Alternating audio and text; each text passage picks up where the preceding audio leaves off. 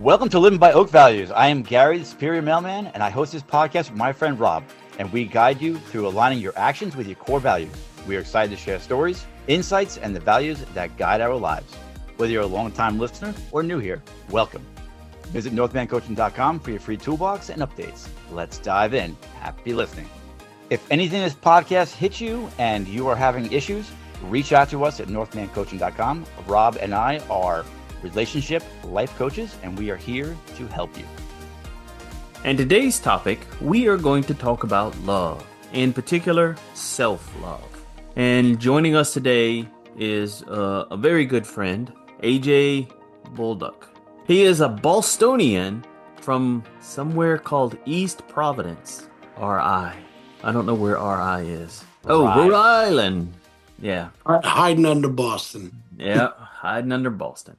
We brought him down to chat with us about his perspective of how he loves himself. Welcome, AJ. How are you doing? Doing excellent. Thanks, guys. Thanks for having me. Yeah. Happy to be here. Happy to have you, sir. So, AJ, before we get into the questions that we have here for the listeners and for you, really, but Tell us, when was it that you first realized that you needed to love yourself before you could do anything else? Oh, I'd say it was probably around the time that my youngest son was a couple of months old. I'd had a bit of a fight with my soon-to-be wife. I realized that I kind of put myself on a complete hold in life because now, everything was based off of the fact that she was a very high-risk pregnancy. She had lost a daughter previous to me at 27 days old from a very complicated pregnancy. So there were a lot of nerves involved, a lot of doctor's appointments, and the focus and spotlight was really on her, taking care of her, and I needed to make sure that I was the backbone there. And then once she was born, somehow I ended up kind of just being the parent that was up with him every night. He was unable to breastfeed. She had a lot of complications and he was unable to get enough nutrients. And I started to realize that I was slowly but surely falling apart. And somewhere in it, I found a way to lay down at night and kind of just feel like I could kind of come out of my body and look down at myself and look upon myself and see what I saw looking back at me. And what I realized was I was looking down at a young man that wasn't loving himself, that wasn't taking care of himself, that really had no focus on himself whatsoever. Everything was about his soon-to-be wife and his new son.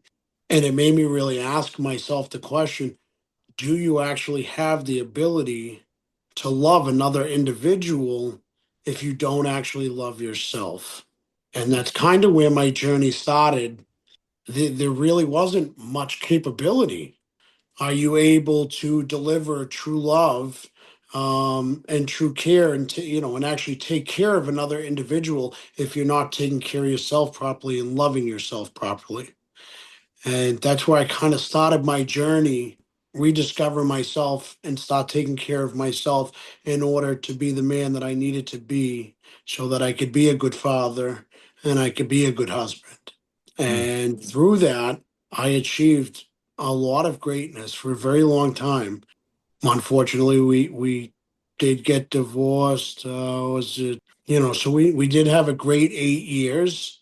I started to realize that she was falling apart, and I was starting to realize that she was losing love for herself. And I really tried hard to get her to self-reflect on that and take time for herself. And I tried to take on the responsibility at that point, realizing that I had enough love for myself that I could manage taking care of the kids by myself to give her the opportunity to realize that for herself. But unfortunately, even by taking herself out of the situation of me and the boys, we were young. So it was what it was. But yeah, it was a real life lesson that you really had to have strong love for yourself in order to truly love another. Now you are remarried. So did you find any point in between the first marriage and this marriage where you stopped loving yourself? Yeah, yeah. Right before I turned 33, my new wife was diagnosed with ductal carcinoma in one breast. And they said that the severity was minimal and that they could probably go in and remove it. It was still very scary. We did some testing, found out that she was actually BRCA2 positive. She had the cancer gene. And while they were doing that testing, she now had stage one cancer and it was in both breasts and it was rapidly progressing. So she opted in for an immediate double mastectomy. I think I fell apart in a way. So at the time we were living in an apartment. We didn't own a home at the time. I worked a 40-hour a week subcontracted job. I did all right. I paid the bills. We had money. We were functioning, but nowhere near buying a house or anything. She got really nervous. She really wanted to have children. So, about 6 months after her mastectomy, we finally got cleared and an appointment that we could attempt to have a child and that they would watch very carefully. BRCA2 cancer gene runs off of estrogen. And a woman being pregnant, you're talking about extreme hormones. So that's extreme estrogen, which can be extremely dangerous and life threatening, which was a huge concern of mine. But she desperately wanted to have her own child, especially where I had four, and she wanted one of her own. And I understood that. And she loved mine as her own. We were walking out of the doctor's office, and the doctor said, "Hey, for shits and giggles, Dr. Chen, the other oncologist, is actually here today. She's down the hall. I'd love it if you guys just went and sat with her for 5 minutes and got her blessing as well, so that both of us were working together on making sure that this was safe and that she agreed it was okay." About 60 seconds into the appointment, we were sent downstairs, admitted to the hospital. Catherine had an oversized set of lymph nodes under the left armpit. They did an emergency biopsy. The breast cancer was back in the lymph nodes. They wanted her to wait until she was at least 34 before she had a hysterectomy because they did not want to remove her option to have children at such a young age should she change her mind. Roller coaster, not even going to keep going because it would spend too much time to keep going with that journey. It was 6 years long, 6 agonizing years of surgeries and chemo and radiation and surgeries and everything you could possibly get to, all the way to stage four cancer, that somehow she pulled from. There was a medication that was not cleared for use, and somehow we were able to get our hands on it. And Catherine was cleared of cancer and cleared to be healthy. However, it destroyed her. It destroyed her entirely. In the midst of the first part of the cancer, back to the mastectomy at 27, I was 32 at that point. By the time I was 33, I was a full-fledged journeyman in the laborers union. I was working 60 hours a week. I was destroying myself. I would always take care of her. I would always make sure that she never had to worry about bills and that I never wanted her to worry about anything. I just wanted her to feel safe and secure and feel like she had been successful and became a homeowner. I bought her a brand new car out of the showroom. I literally poured heart and soul into holding myself together to make her feel successful while I waited for my wife to die. Uh, and that went on for 6 years before we were cleared, when we were able to get our hands on that medication. And yeah, I lost every bit of myself through that journey, and completely forgot how to love myself Honestly, it's as if I was a walking robot. That sounds like an incredibly heavy, painful experience. Watching somebody you love face such a serious illness while also sacrificing your own well-being to care for them. It must have been overwhelming to carry that fear of not just for her, but also for yourself. It How did was. how did you cope during that time? I don't even know. Hmm. I honestly, I don't know. I don't know what I did. I don't understand how I held it together. I cried a lot. Never at home. Never in front of her. I never showed any weakness or any fear. Always in a positive headspace. As long as you stay positive, we will kick cancer's ass. And she always did. I have to give her that. However, I managed to muster it up and keep it going day in and day out. That woman stayed so positive through those entire 6 years that all of our doctors, all the way from Fall River, Massachusetts oncology department, the psychiatrist, the psychologist, breast cancer groups, and the Dana-Farber doctors in Boston kept saying that the ball was going to drop and she was going to crack. She was going to have a mental breakdown. Eventually, she was going to realize the extent of what she was dealing with. And she kept telling them, "You're crazy." My positive mindset and my husband that holds me so near and dear to his heart and keeps me so positive, we will beat this. I'm gonna tell you, I swear, if she hadn't been, I don't think for 1 second she could have ever beat that. I truly don't. I truly don't. But how I did it, I don't know. I remember countless nights of driving off the highway because I'd fall asleep.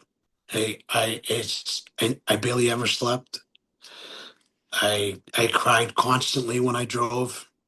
That was my time to break down and scream and rage out so that I could go home and I could smile and just show her unconditional love and support and positivity. Sounds like it was exhausting. It was a horrifying journey. Hmm. It was a horrifying 6 years. I wouldn't wish that on the devil himself. So now that you are in a better place, I'm assuming, Oh yeah, very much.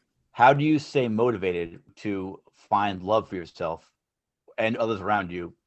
It's funny because at first, my very first coping mechanism was just going down to Fort Lauderdale Mhm. and being in the warmth and the sun, getting the vitamin D, especially with my injury. Being away from the cold really helped with my pain management. I just always felt like I was in such a positive place when I was there. The problem was when I come home, and then I started our men's group Mhm. and started talking with you. Week after week after week, I have just found more and more and more love for myself to the point where I I feel like I almost continued even after she was fine and we knew she was out of the woods. I just continued to just kind of being a walking robot. Worked 60, 70 hours a week, pushed myself into the highest position I possibly could in my company. I feel like I've put so much time into myself over the last 3 months, realizing in our men's group alone that I'm not alone and that there are so many other men in the world that are going through the same exact thing I am. No, it's not the same woman. Sure, there might be slight deviances, in each story, but I'm not alone. It's not unnatural, and I find myself, especially with one gentleman, I find myself hearing the story, and I'm like, my God, I have such great advice for him, and I'd give it, and I'd get off, and I'd say to myself, man, AJ, how can you give such great advice to another man, but not practice what you preach? Mm. The like amazingness of what just came out of your own mouth, so much of the anger and so much of the hatred from everything I went through. I don't think I could ever let go of the emotions from all those years, because even now I can feel it so heavy on my chest that I could cry. Talk just even being done talking about that part of it. But I've kind of been able to forgive myself. I've been able to forgive myself for letting go of myself and realize that I did do the right thing. It was the right thing to do. She wouldn't have had what she needed if I hadn't done that for her. The farther I think I've gone, the more I just realize that I have so much love for myself. I really do. I have so much love for myself. I love who I am. I absolutely love who I am. I love the guy I see in the mirror. I do. I love the confidence I have to talk to people. I have the confidence level of Donald Trump, for Christ's sakes. I will talk to anybody. I will back talk anybody. I will sweet talk anybody. I will talk to any woman, no matter how beautiful, no matter how far maybe she is out of my league, but I love myself so much. There's so much love there. There's no reason not to make sure that I absorb that every day. You have been through so much, and yet now you're just finding that journey path back to reconnecting yourself. What Exactly. lessons do you sit there and go, wow, I wish I had learned this earlier? I think one of the biggest things that I think back to, I guess, is in the beginning. I remember I avoided looking at myself in the mirror every day. I didn't like what I saw, and I knew it. So I didn't care what my haircut looked like. I didn't care what my beard looked like. I didn't, I was unkept. I didn't care. I didn't like what I saw, regardless of how well I kept up with myself or how well I didn't, how much I didn't.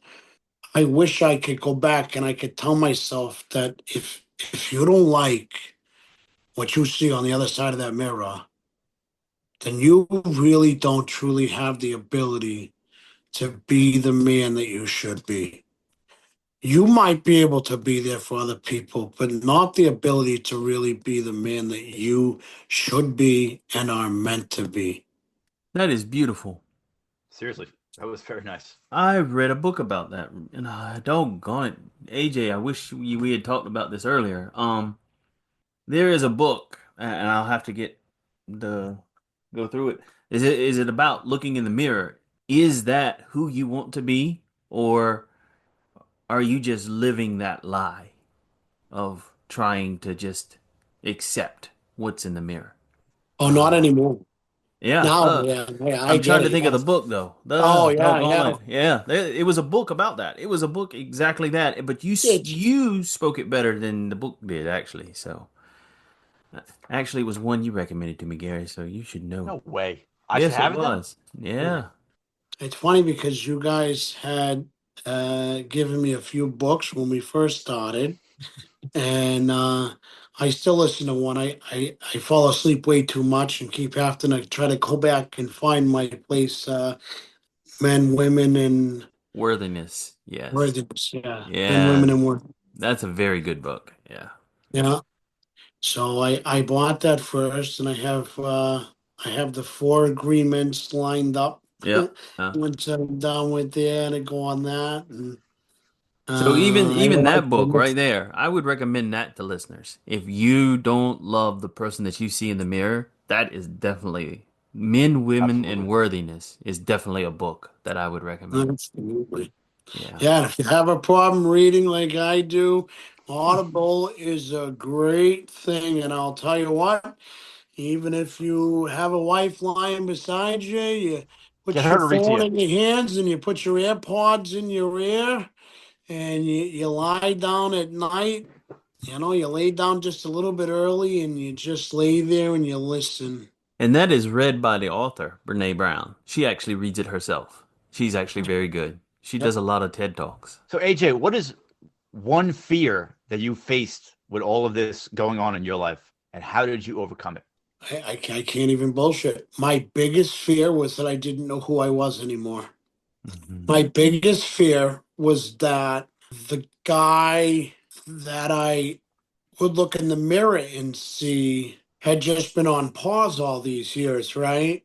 So how do I find my way back to discovering my 32-year-old self? Just as quickly as I asked that question, it's a light bulb went off in my head like, you're not 32, you're 40. You're not a young man no more. I mean, I'm not old by any means, but you're not a young man. You have life lessons, many, many more life lessons now at this point than you did at 32 years old. I have to say, my biggest fear of all, I'm not trying to be who I was. I need to actually figure out who I am. And I've got 8 years to look back on now and realize that those 8 years had nothing to do with me or who I am. So, do I have to rebuild who I am? Do I have to figure out who I want to be and start practicing being it? And do I have to try different revenues, different clothing styles, different haircuts? Do I have to try different career paths? Like, do I have to try different friend groups? What is it that I have to do to find myself? And God, where do I start? And it scared the crap out of me in the beginning. It really did. It really scared the crap out of me. I finally came to the answer that I found best. And it was okay, you're going to take a look at who you've always been and what your best principles were in life, the qualities that you've always stood by in life, the lessons that you teach your children growing up and when they're around other people, especially women. I was taking all those characteristic traits and all those principles and all the qualities that I was teaching my children that I didn't ever lose of myself. And then I needed to think about what my goals were in life, what was most important to me in life. And I needed to make sure that I could look in the mirror and say to myself, okay, no matter who I'm in front of, whether it be low class, middle class, high class, men, women, elders, children, no matter who I'm in front of, am I comfortable with the man that's looking back at me? Am Mhm. I comfortable with the way that I execute my actions in life? Am I comfortable with the way that I portray myself? And then I need to set forth my goals moving forward. And it has made me feel very confident in actually realizing that I never actually lost myself. I have grown and I have learned a lot over the years. And obviously that's shown because I've raised children that, do have greatness in them. I've done an excellent job over the years, so I still haven't exhibited who I really am as a man. So, what habit do you say that you have adopted and maybe even passed on to your kids? You could say, hey, I adopted this habit and it positively changed my life. I think that positivity, the biggest habit is to make sure that whatever it is I do, no matter who it is that I'm doing it with, whether it be the love of my life, my children, or anybody else in the world, that I truly mean what it is that I say and I do, and it's not for the benefit of others solely. Mm. It has to also be something that's beneficial to me in a positive way. Otherwise, I'm putting myself second again Hmm. and I'm not taking care of myself. It's beautiful. Yeah, it is. We came across a quote that kind of encompasses that. It says that self-love is not selfish. You cannot truly love another until you know how to love yourself. And that sounds exactly what you're talking about. Yeah. Absolutely. Completely agree. So before I get into any more stuff, I have one last question for you. Yep. So when you realize that you have found love for yourself and you are doing well with your kids and you are making strides, how do you celebrate that? I think the best way to say it is I take my 3 4 day trip to Fort Lauderdale. I take that time for myself and realize that it's okay that I take that time for myself. I thought you would have said root beer float. No, it's a Miami Vice now. Gotcha. Miami Vice. Yeah. So touching on what you had said earlier, I find it interesting because you had said that you never truly lost yourself, which I think is Yep. beautiful because I tell people all the time that I was lost. When I was married, I was lost. But Yep. maybe I wasn't. Maybe I was just trying to be the man that she wanted versus the man that I was. And Exactly. I put my real self on the back burner, threw a curtain over him. He just was out of sight, not Yep. lost. So I like that. That was interesting. You put yourself into your subconscious. Basically, you threw yourself back into your subconscious and you put her in your frontal cortex. So you were basically running off of what she wanted you to be, what she needed you to be, Mm-hmm. and what her idea of who you were supposed to be was. But who you truly were was always there. Right. It's just at some point you allowed yourself to accept that you had to be what she needed first Yep. before yourself. But parts of you still, I'm sure, if you think about it, I'm sure parts of you still came out when you were far away from her, whether it be just moments in time when you were at work, and you're walking alone and you're thinking to yourself, like, oh my God, I hate my life.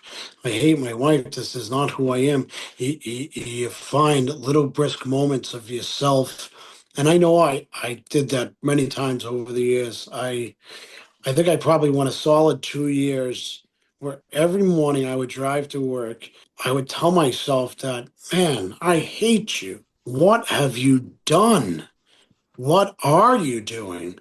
You're going to go home today and you are going to tell that woman that you are done with her shit. You are done with who she wants you to be. You are done with what her family wants you to be and what she needs from you. And you are going to be you. And if she can't accept that you are still the man that you were the day that she married you, then she can kick rocks, as the Bostonian saying goes. So, and I did that for years. And then every day I'd leave work and I would feel the blood pressure start to rise as I would pull out of the parking lot from my company. And it would get worse and worse as I would get closer and closer to home. My ears would beat red. My head felt like it was going to explode. And I could never figure out what that was all about. Why does my blood pressure go up to this extreme when I leave work every day? It's because it was my inner self fighting because I Mm-hmm. wasn't going to go home and actually be true to myself. And my own body was fighting it. Mhm. And it's taken me to this point to actually realize that that's really what that was. Because I stopped having that feeling for a while Hmm. and it came back again. Mhm. in the beginning of this journey. Wow. And I said, wow, this is what it is. I'm keeping my mouth shut again, and I'm still trying to appease a woman that has walked out and left me going in to have a spine surgery. And it just clicked. That's what it was. It was my body's way of fighting that I was fighting every bit of who I truly was. It could carry over to the job too. Oh, I yeah, I took a absolutely. lot of it to my work as well. I even carried it from work to home and vice versa from home to work. It was very Yeah. bad situation. I became very negative during that time period until, and actually, Gary put down a book here that it was one of the books that I read, and we went to a conference, and I really understood that part of that self-love I had lost when I was a kid, because like when I was a child trying to please my mom and dad or this and that and the other. And Gary's book is called "You Are a Badass" by Jen Sincero. It was such a powerful book. It hit me in Charlie's direction on how to father a child, hit me because I had to love myself as the child I was growing up, to forgive the past regressions, to start loving myself for who I am today. Yep, exactly. It It, wasn't easy either. It was a it good takes book. a lot of forgiveness, Yeah. I think, as an adult to put yourself back in that place as a child and find the ability to forgive yourself, situations like that, because I had very bad situations and a very bad upbringing. And it took a lot to go back into that childhood place and tell myself it's okay. It's okay to forgive. You forgive for you. Yeah. You never forgive for the other person, Yeah. but you're forgiving them for yourself. You don't have to tell them, but you have to forgive them, because in order to forgive yourself, you've got to be able to forgive others as well. But it's a tough thing to do as an adult, and it's a hard process. Yeah. It It is. is. It was a hard process. It's funny, based on what you just said on my Superior Mailman videos I make. The other day, I talked about your upbringing is not your fault, but Yep, who you are today is your responsibility. exactly. Yep, And it, based on what you just said, you have taken that and ran with it. You have admitted that your, you know, childhood or growing up was not ideal, yep, but that could have turned you into the worst human being on the planet. But you have absolutely. chosen to move past what happened and control what's going on. Yep, that touched me that day. I reposted.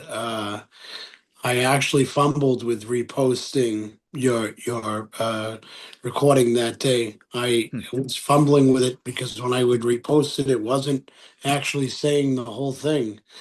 At the back of my feet, it was getting me angry because I kept retrying, and I'm like, God, if people are seeing this, they got to think, why does it keep reposting and deleting?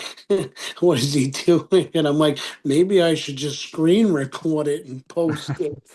How do I do this and get the whole darn thing on there? Because it really touched me, and it made me think, man, I know it's very difficult when you're just going through the motions of life to hear something and it really touch down and touch base.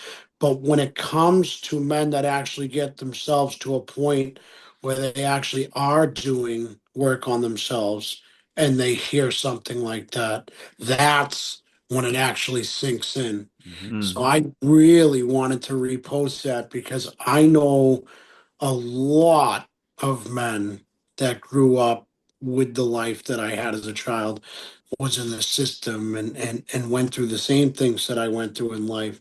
And I know a lot of them that have never came out on a good side of it. For the guys out there that are at that point that they're ready to start doing work on themselves, that's when those statements actually click and they Yeah. connect. When you were talking earlier about the man you saw in the mirror, Yeah. and with self love and love, like it's we tell a lot of our clients to say affirmations. that Yep. I am okay. I'm good. I can do this. I just finished reading Can't Hurt Me by David Goggins. Okay. And I started something new with my mirror. I still give myself positive affirmations, but I also now call it the accountability mirror. I haven't been working out the way I want to work out. Well, I am now, but I wasn't Yep. last week. Yep. And I look in the mirror, and instead of telling myself that I am okay, I am good, I'm beautiful, I'm wonderful, Yeah. I tell myself I am lazy. I need to get moving, get off the damn couch, show up, and be the man you want to be. And I yell at myself. You hold And yourself accountable. I'm holding myself accountable. And then I do it. And then I can look in the mirror after I'm done and be like, you did it. You're the feel man. so good about yourself. But so many people will say to you, it's okay. You can do it tomorrow. Just relax. You worked hard today. Relax. But no, like I want this done. I hold myself accountable and I get it done.